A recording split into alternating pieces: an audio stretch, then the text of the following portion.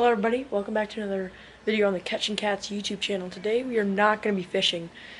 So when I say we're not going to be fishing, in the first video I made, the intro video, someone brought to my attention that I said I had a boat, and in the next video they said, hey, he said, oh yeah, I want to see your rods, and so he wanted me to do a tour of my boat and my rods.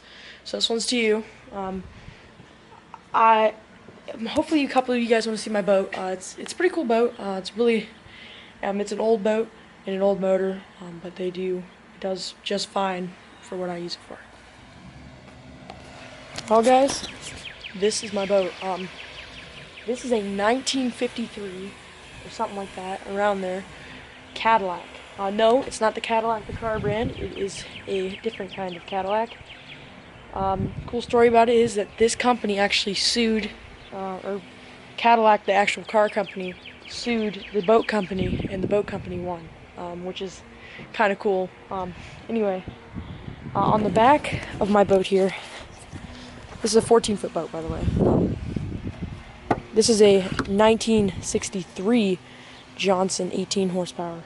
It makes more like 20, so I'll call it a 20 horsepower or whatever in my videos, but it's a fast motor, especially for this little boat. So I say we start with the boat, and then I'll go over to my rods here. So I'm just going to start from the back of the boat. Just showed you the motor. Right here, I actually have two of these little pegs. These are for my rod holders right here. These are my Field & Stream little rod holders. You just kind of twist them in, and then you can just adjust them to where you want it to go. So, and then they just sit down right in here in my homemade live well, which I do have an aerator coming for, so aerator will arrive soon. But this is my homemade live well. It's just a little cooler, kind of just bungee cord in here so it won't fly everywhere when you go fast. I got a 6-foot cast net in here, and then I have a little cover here that will actually go over top of the live well cooler. So if you don't want your bait to get in the sun and warm up and die, that's how you do it. Over on this side, I have another one of these rod holder pegs. And I have my fire extinguisher. Then I have this rope that actually goes to my life preserver, which is required in Ohio on your boat. So, and it has to be tied down to your boat somewhere, which is what it's doing right here. Right here is my rope, my dock line that I tied to the dock, just kind of hanging on the mount right there. Okay, down here I have in this box, it's a little dry box, has my emergency flag and whistle, like safety stuff for the boat. Down there I have my cup, which I put the water into the live well with, and then I got my bilge pump just in case some water gets into the boat. Right there's my plug, and I got my lock for my motor. Okay, right here, a lot of people ask me what this is for. This is a tiller extension, so you can drive the boat from farther up in the boat. I don't use it for that. I have it on here so that so I can stand up on the seat, and I can actually drive from up here. So when I'm standing, I can drive. And I do that because when I'm standing, I can actually see over the boat and see out over the bow and see where the shad are. I don't have a fish finder on here yet because that's just not in the budget. So instead I use my eyes for my fish finder. Up here forward a little bit more, we have a little bit more space to kind of just roam about. I got my 6-gallon gas tank. And then I'll show you what's over there in a second, but just kind of a little cool area. Set all your bags and stuff, whatever. So up here in the front, I actually built my own casting deck, and I carpented it. Whatever. So I built this just out of the 3/4-inch plywood. It's got some supports underneath of it, and it's really nice. So I can just grab my cast net out of there, cast right into the shad I see. It's a really cool little deck. Up here in the front, there's some cool things. Got my dock line. I got my anchor with the rope wrapped around it, and then here I got my 12-volt battery that runs my big spotlight, so I can see shad at night if I'm looking for them, or catfish when I'm reeling them in. And I got some deck lights right there that light up at night really well. My anchor hold is really cool too. Let me see if I can show you. My anchor hold is really cool. This thing, what it does, you don't have to tie a knot every time you drop your anchor. You just pull this up, this little part, the line goes out. When you want it to stop, close it, and the line can't come out anymore. See there. Okay, down along this side, guys, I actually have my paddle, just in case the old motor doesn't work. And then I got the net right here. This is actually homemade net. If you want to see a video on that, I can show you. It's a real simple net. It's really cool though. It's just a lengthened handle net, but really awesome net. Over here, let me see if I can move there. This is my homemade cutting board that's on the boat. Here's how this is mounted on here. This is the cooler lid for that right there. You might just be asking, why wouldn't I keep the cooler lid on there? I don't know. That's the way I roll. But what I've done is I've taken a little piece of a 2x4. I've put a bolt straight down through it. I put a nut on the bottom of that, and then wood screws through the top of the cooler. As you can see through this duct tape, because I did mess up a little bit and screw up the wood screws, but that's alright. This is a really awesome cutting board, very easy to clean. A really cool, nifty little thing. And then over here I actually have my cut bait knife, which is actually great-grandpa's old knives. But this is a perfect little cut bait knife, very sharp, works good. It's got a nice little teak handle on it. I love this knife. Never failed me. It cuts bluegill and shad perfectly. Alright guys, now we're going to get into the rod and reel portion. That's just basically my boat. It's a real nice little 14-foot boat. But let's get into the rods. Okay guys, these two rods right here are my two main rods that I use on the boat. I just actually got this rod right here as a gift. The reel's a little bit older, the rod's a little bit older. It's a real nice rod though. So I'm going to go over each of my rods and the rigs that are on them. So let's get in. This right here is a Browning Centec. This is a 6-foot medium heavy rod, perfect for catfishing. But what's different about this rod is it's called a Tennessee handle rig. As you can see there, Tennessee. And what's cool about these is you can move the reel wherever you want them, and you just use a specialized tape that tapes the reel on wherever you want, which is very strong. A lot of people ask me if it's strong. It is very strong. So some people like them all the way at the bottom. Some people like them in the middle. I like mine personally at the top. I don't know why. It's just easier to fight the fish that way and more fun and enjoyable. So on the rod right here, I think I've got I think this is 25 pound monofilament. Oh, no, this is fluorocarbon, never mind. No, this is mono. This is monofilament.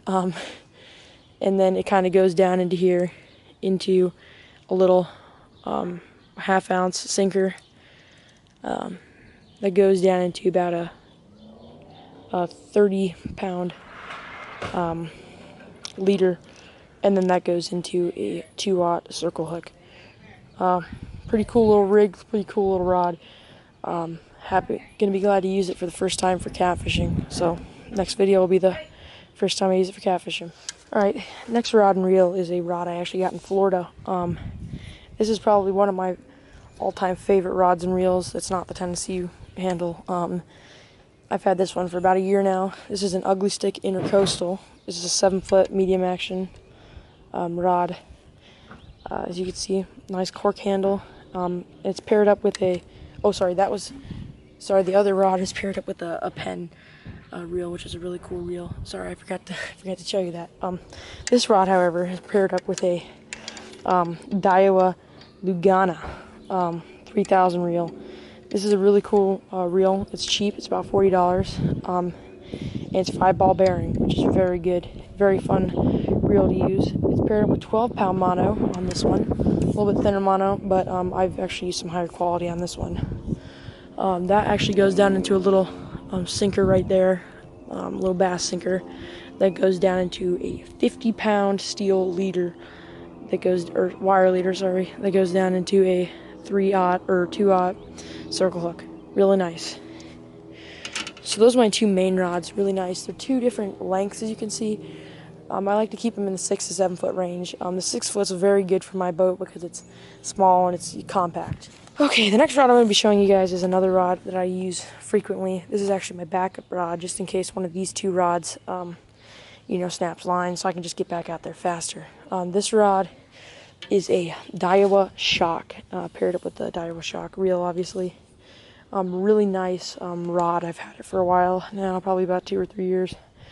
This thing only costs about $40. Very good, cheap rod, like I said in one of my other videos.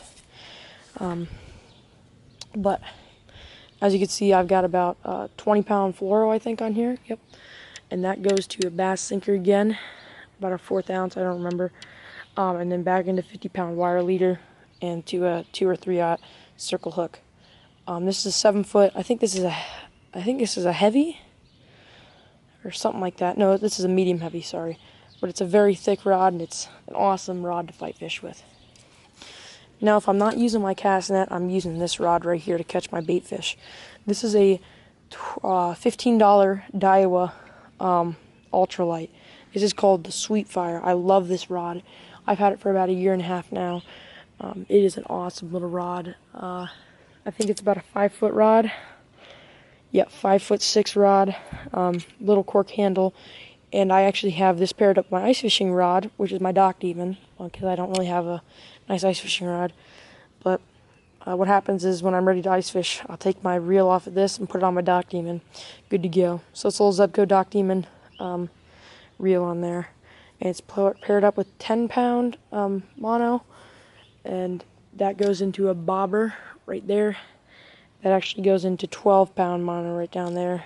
And paired up with a number 12 hook. Pretty cool little setup there. I love this rod. Alright, it's my last and final rod. This is my shore fishing rod. Yes, I know in my last video you saw me shore fishing with 2 other rods because I didn't actually have this rod yet, believe it or not. I didn't have it working anyway. But this is a Shakespeare Contender. Sorry, Shakespeare Contender. My bad, I cannot read. It's a cool little rod. I think this is a 7-foot medium action rod.